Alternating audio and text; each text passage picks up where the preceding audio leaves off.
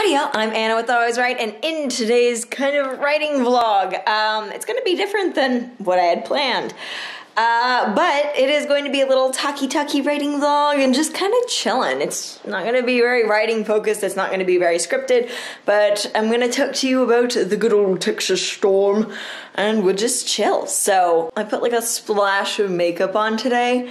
I didn't put a full face of makeup, literally I just put like concealer so I didn't look dead, an eyebrow. I am afraid to put full makeup on because I don't want to clog up my pores because I've had like really bad luck with the water. This is full speed. This is actually about 40% water power, which is better than it was last night. Last night I would turn it on and it would have absolutely no water.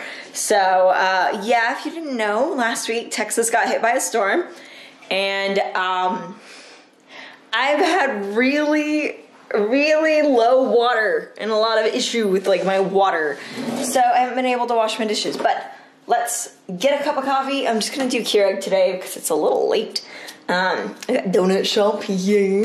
I'm gonna make my coffee and I'll sit down and we can talk a little.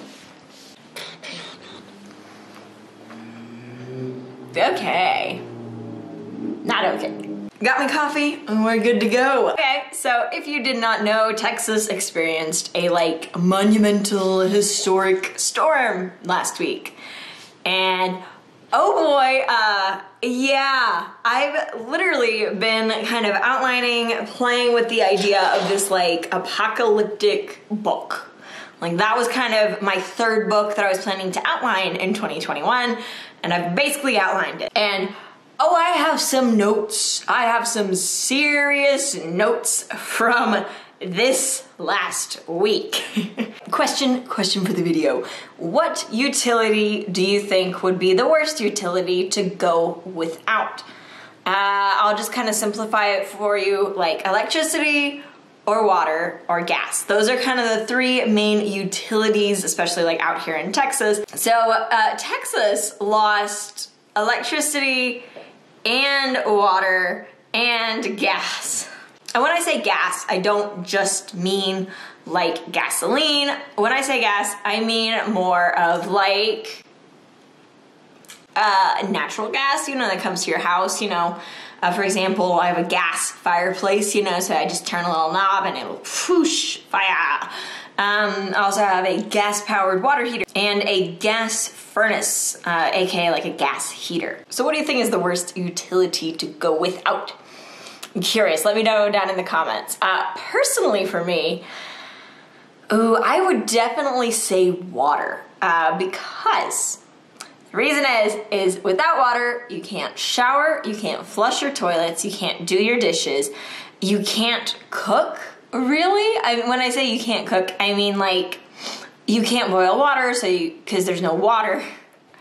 And yeah, you require water to live, sadly. And the biggest problem with losing water is that all the water that's at the stores just sells out. Doesn't matter, it's like all the water sells out, period. So people are calling it Snowvid 2021. It's silly, and I really hope that we don't have it again, like before like June.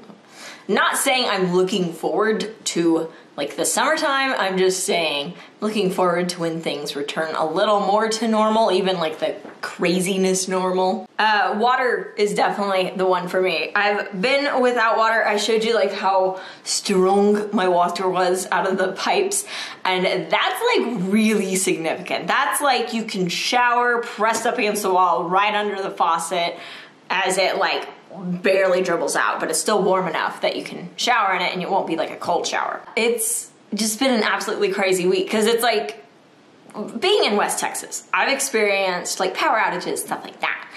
But this power outage lasted 60 hours for us. It's just been a crazy experience. And at the end of all this craziness, I have decided that I am going to switch my focus for my drafting right now from feathers to ashes. With feathers, I just feel like I'm not in the right mental headspace to rewrite it right now. And the problem is that it does need to be rewritten. However, with Ashes, it's already got like, I think 18,000 words that are written in this current style that I write in my author voice, whatever. So I'm going to return to Ashes and just kind of sideline Feathers for right now. Heck, Ashes might be the book that I query. We don't know, but I'm definitely gonna be querying this year. I hope y'all are safe. I hope y'all are warm. I hope you have electricity. I hope you have water. I know that the water we have now has like a boil notice to it. Oops. So there's that. Yeah, not really a surprise. We had a lot of pipes freeze up, and like the entire city lost water twice, I think. So it's been really hit or miss for like water to wash dishes, water to like wash myself. This is the work of aggressive dry shampoo. I just wanted to update y'all, kind of talk to you a little about kind of like writing disasters, because that was like the weirdest thing for me, because I was in the middle of writing like a disaster apocalypse book, and then it's like a disaster happened to me, and that was definitely eye-opening.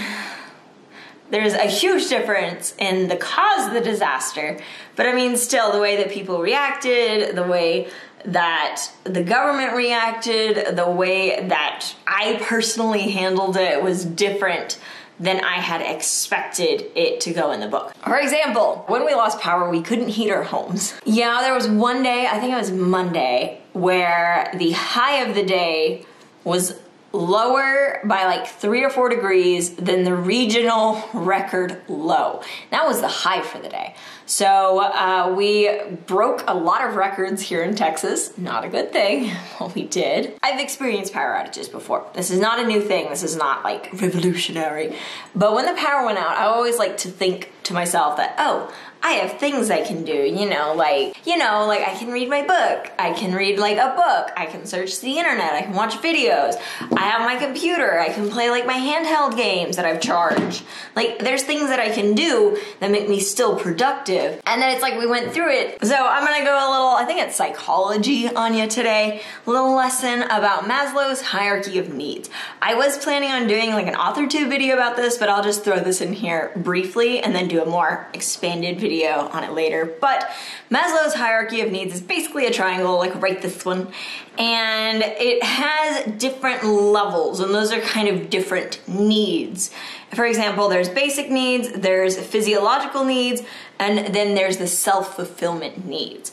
Now, self-fulfillment needs is kind of like writing a book. So to have that self-fulfillment needs, which is the very tippy-toppy of this triangle, your other needs need to be kind of satisfied, or at least covered.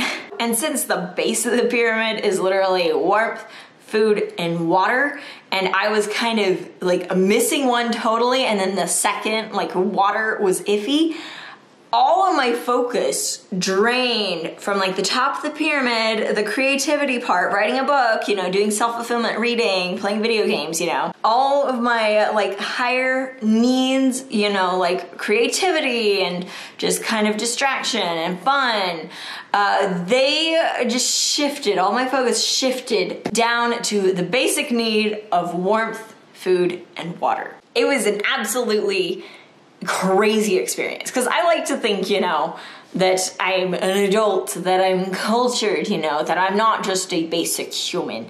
And then I didn't have warmth or water, and baby, I was a basic bitch human, so. But if you are curious about Maslow's hierarchy of needs, I will probably do a video for it in a few months. Or you can look up TED Talks, because there are a lot of TED Talks about this, because it's a very interesting, very universal concept. It definitely was a lesson, it definitely was a reality check, and like this last week definitely will help me more with Ashes than it will with Feathers. Feathers is more of kind of like societal pressure, and then Ashes is much more kind of a survival book than it than Feathers is, because Feathers, there's always an out for her. It's just she doesn't conceive the out as a valuable out. She's too invested in what's going on to actually use the out. Meanwhile, in Ash's, there is an out, but it is a permanent out, and it's death, and she doesn't want that. It was very interesting. If you are writing a book, I highly suggest you do look at the hierarchy of needs, and that will give you kind of a very basic understanding, a basic sense of what your characters may need. Not just your main character, but kind of your side characters, to see what they may be lacking in their life. So needless to say, I would say this is a good life experience. I survived it. I'm very fortunate that I survived it. I basically got a week off from work, even though it was like still pretty high stress. Just kind of thinking, when's the water gonna come back on? When's the electricity gonna come back on? What if we run out of gas? What if we run out of water? And on Monday I get to go ensure that all of our like 5 properties that I'm in charge of for work are okay. Thank you all so much for watching. Thank you so much for listening. I just kind of needed to get this off my chest, and I'd recorded this exact video like 2 or 3 times before during like the stress period, and it didn't come off right. Like it just came off really, really stressed. And I was like, that's not good. That's not good video. So I waited until it was a less stressful day to do it, and I'm glad I did. Thank you all so much for commenting, liking, subscribing. I'm curious what y'all think is like the most important utility to you down in the comment section below. And as always, let's get writing. I totally forgot to mention, but it's really interesting how not having access to like a shower changes your entire day. You go from, okay, well, I guess I'll garden, you know, I'll do some stuff, that way I'm still productive, to instead, ooh, we don't have a shower, we don't have access to water, I can't get muddy, try not to get sweaty, let's just do the bare minimum for the day. That way we can make it and won't like stink up the house, if you will. And that actually happened yesterday, because yesterday it was like in the 60s or high 50s, and I was like, oh my God, this is perfect weather. I bought mulch before all this craziness.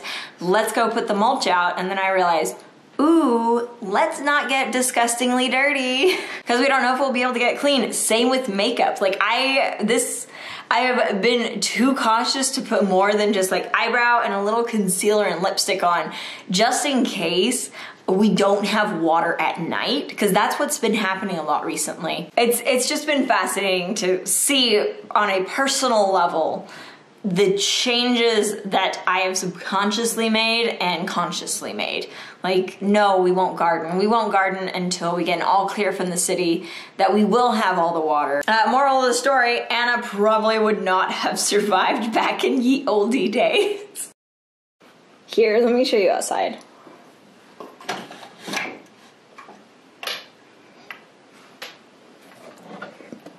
Look at all that. All that snow. Ugh. It's actually melted quite a bit from yesterday. The sun was out a bit, but it hasn't been out at all today, and it's been doing a little flurries, so that's the state of my backyard. Hera's been enjoying it. Obviously, I have not, but that's okay. Yeah.